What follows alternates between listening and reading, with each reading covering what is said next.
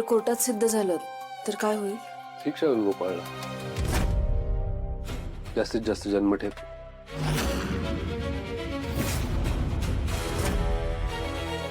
पण लाली, कोर्टात जिवंत माणूस मेलेला आहे हे सिद्ध करायला फार अवघड जातं. म्हणून तर कबूल केलं त्यानं कोर्टात. हुशार येतो, कमाल प्लॅनिंग आहे त्याचा. त्याला असं वाटतंय तू नाक घासत त्याच्या पुढ्यात जाशील, जामकर कसून चौकशी करतील, किंवा तू इमोशनल होऊन त्याच्याकडे जाशील आणि त्याला या सगळ्यातून बाहेर काढशील. पण लाली, मी असं तुला इमोशनल फूल होऊन त्याच्या पुढ्यात जाऊ देणार नाही. हा, पण ह्या सगळ्यात हे अडकले तर? नाही अडकणार. मी सांगतोय ना, तू त्याचा विचार करू नकोस.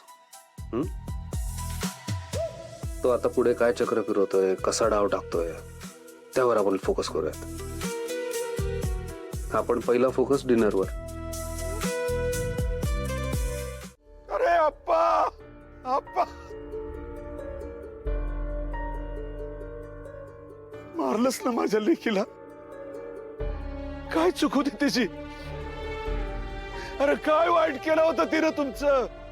तुझ्या नालायक पोरावर जीव लावला ही चूक होती का तुझ्या घरातल्या माणसाला जीव लावला ही?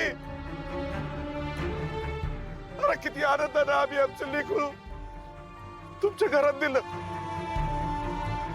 आणि तुम्ही काय केलं? जीव घेतला तिचा. अप्पा, माझी लेक मला परत दे रे अप्पा. माझी लेक मला परत दे रे, परत दे अप्पा.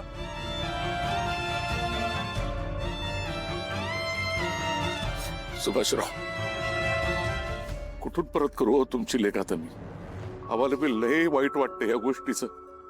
माझा पोरगा आयुष्यात असं कधी वागत स्वप्नात बी बघितलं नव्हतं हो. अरे तुझ्या वाईट वाटण्यानं माझी लेक परत येणार आहे कारण? अरे किती लाडाकोडात वाढवलं आम्ही आमच्या पोरीला. आयुष्यात कधीच कुठली गोष्ट कमी पडू दिली नाही रे तिला.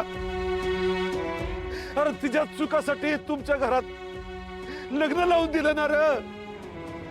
तुम्ही काय केलं? जीव घेतला तिचा.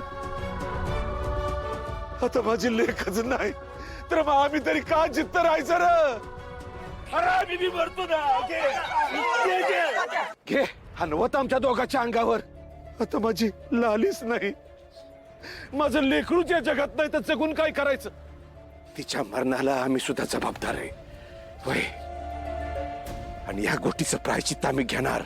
नाही राखीर होतून आम्ही आता जीव देणार आहे इथं होय. नाही, असं नका करू. ऐका ऐका माझा. खबरदार खबरदार, जर कोणी आम्हाला समजवायला आलं तर आम्हाला आमच्या लालीकडे जायचंय.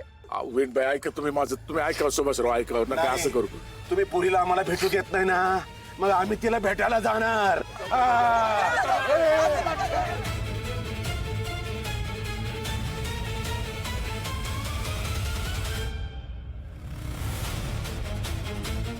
सुभाषराव, वेणबाई, तुमचं दुःख समजतंय हो आम्हाला.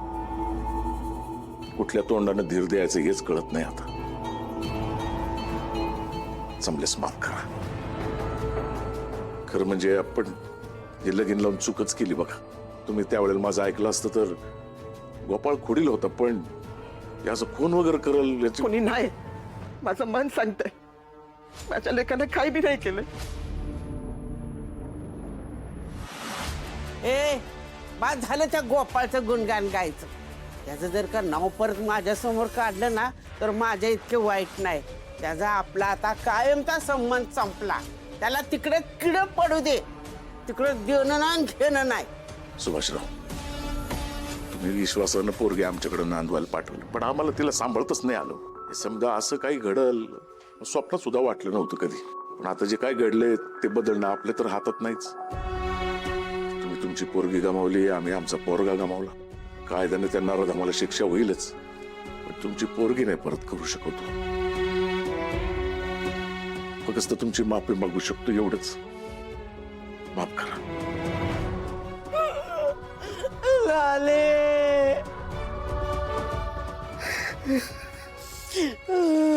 शांत व्हा. लाली, लाली, आय डोंट नो, पण मला हे तुझं वागणं काही आवडलेलं नाहीये. म्हणजे आपण एवढा स्वयंपाक केला सोबत, पण तू तसं काही पोटभर जेवली नाहीस. ठीक आहे, म्हणजे मी समजू शकतो. आज दिवसभर एवढं सगळं घडलं, त्यात हे घर नवीन तुझ्यासाठी, जरा ऑकवर्ड वाटत असेल. पण ठीक आहे, हळूहळू रुळशील या घरात. ठीक आहे, तू जा वरती बेडरूममध्ये. पण लाली, तू ना आता कसलाच विचार करू नको. छान आराम कर, छान झोप. युगंधर, कपडे तरी आणून द्याय पाहिजे होतेस. डायरेक्ट इकडे घेऊन आलास. आता ह्या कपड्यांवर कसं राहू? अरे सॉरी, खरंच सॉरी, माझ्या लक्षातच नाही आलंय. खरंच सॉरी.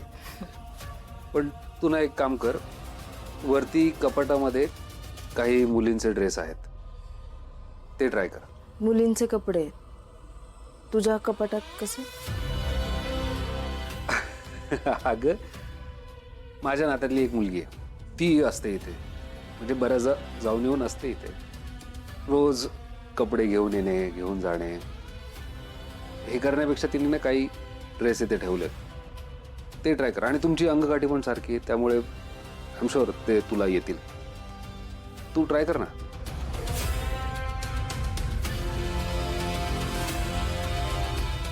हे लाली, प्लीज असं बघू नकोस. काही वेगळा डाऊट घेऊ नकोस. तू जा, ट्राय कर.